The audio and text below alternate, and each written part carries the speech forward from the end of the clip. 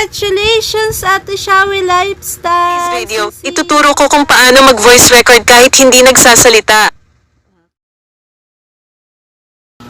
Hello classmates! Welcome back to my YouTube channel, Dailin Vlog. And kung bago nga lang po kayo sa channel ko, huwag niyo po kong kalimutang mag-like and subscribe.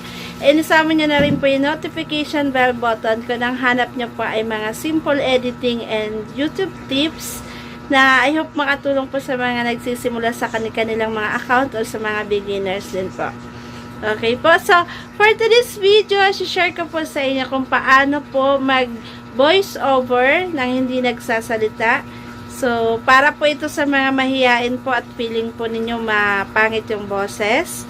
Or, doon naman po sa gustong mag tutorial and ayaw po nila nang makita yung itsura. Or, ayaw nyo ng ganito. Gusto nyo po voice over lang.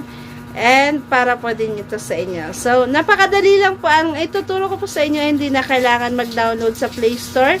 Ito po ay simple lang po, pero natutuwa pa ako sa app na to. So, panoorin niyo po, may screen recording po tayo and maraming salamat po ulit sa mga sumusuporta sa ating munting channel. Shoutout po sa inyo lahat and comment lang po tayo para po sa susunod ko.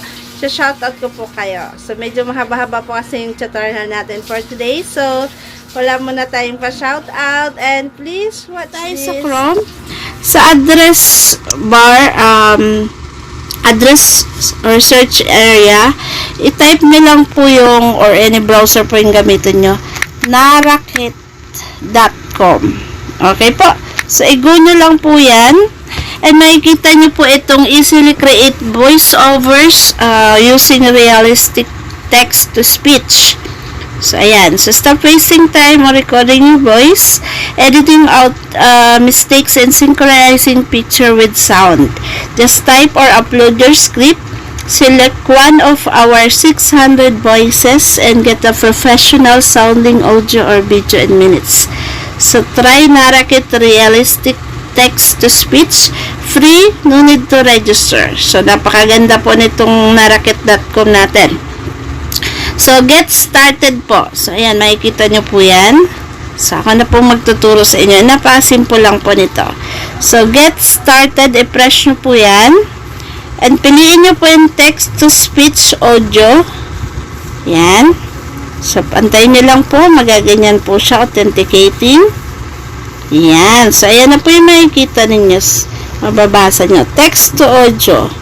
So, type or paste the narration script below or click upload file to load the script from a document.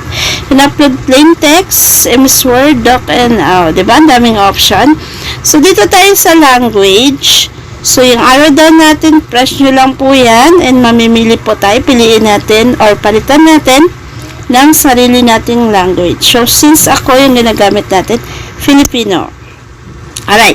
So, sa arrow down naman po dito sa voice, pili naman po tayo ng boses po na gusto ninyo. So, mayroon tayong pang babae at pang lalaki and may option din po tayo kung ano po yung gagamitin natin na boses. So, dito tayo pili natin yung Piolo.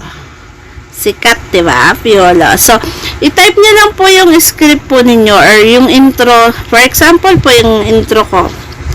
Hello, classmate. So, hello. Yan. So, hello, classmate. Welcome back to my YouTube channel, Dailin Vlog. Wag pong kalimutang mag-subscribe kung hanap nyo ay mga simple editing and YouTube tips na dinededicate ko sa mga beginners so nagsisimula pa lang sa kanilang YouTube account. So, mahaba yung ini-script ko, diba? Less than a minute lang muna. So, create audio. Yan. So, uploading files. Yan. So, ayan po yung makikita ninyo, ha. So, building your audio. So, your audio is ready. So, napakabilis. So, pakinggan po natin. Hello classmate! Welcome back to MY YouTube channel Dailin Vlog. Huwag pong kalimutang mag-subscribe kung hanap nyo ay mga simple editing and YouTube tips na dinidedicate ko sa mga beginners or nagsisimula pa lang sa kanilang YouTube account. Diba? Medyo is lang kasi may English tayo. Pero, maganda yung ano niya kasi meron tayong punctuation mark na ginamit. So, ayun yung piolo na na boses. So, palitan natin ng pangalan, pambabae naman kasi 'di ba yun, sa menu na naman ito lang siya, pagpapalitan niyo siya, new audio lang tayo. So, nakita niyo po yung new audio So, same script pa rin po, and yung voice naman po ng babae, syempre babae tayo. Binigyan ko lang kayo ng option. So, dito tayo sa boses ni Maricel. Okay? So, again, create audio na naman. Yan. Ganun lang, guys. And explore nyo po itong tinuro ko sa inyo. And wala namang bayad po ito. So, again, naka-ready na ulit ang ating Again yung new audio dito niya lang siya. Diyan siya magbabak. Okay, so pakinggan natin. Hello classmate! Welcome back to my YouTube channel Dalen Vlog. Huwag pong kalimutang mag-subscribe kung hanap nyo ay mga simple editing and YouTube tips na dinidedicate ko sa mga beginners or nagsisimula pa lang sa kanilang YouTube account. Diba? So, ganun lang. So, ayan si Maricel. Try na nga natin. Last one na lang mga classmates. So, try natin si Aisel. Sige. So, create ulit natin to. Parang tao na rin, diba? Hindi ka nagsalita, pero tingnan natin. Natutuwa ako dito sa audio natin. Hello classmate! Welcome back to my YouTube channel Dalen Vlog. Huwag pong kalimutang mag-subscribe kung hanap nyo ay mga simple editing and YouTube tips na dinidedicate ko sa mga beginners or nagsisimula pa lang sa kanilang YouTube account. Ang pangit, diba? So, kung ganun, kung hindi tayo maglalagay ng punctuation mark, tuloy-tuloy siya. So, siguro bawasan natin yung script. Pero ganun lang po yung natin, ha?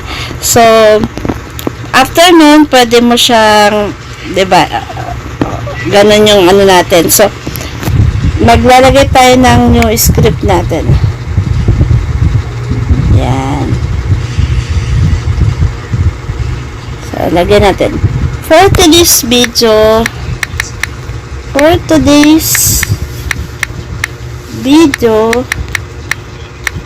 ituturo ko sa inyo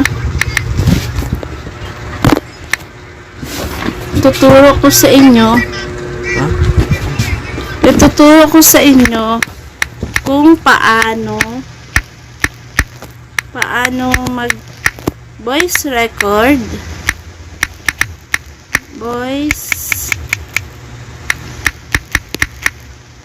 ano ba ito? Nag-auto-correct yung ko. Mag-voice record kahit hindi nagsasalita.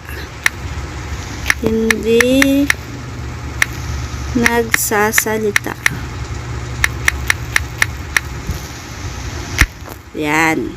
So, after na, itap nyo lang po ulit itong nyo, then i-back nyo, create video. Okay?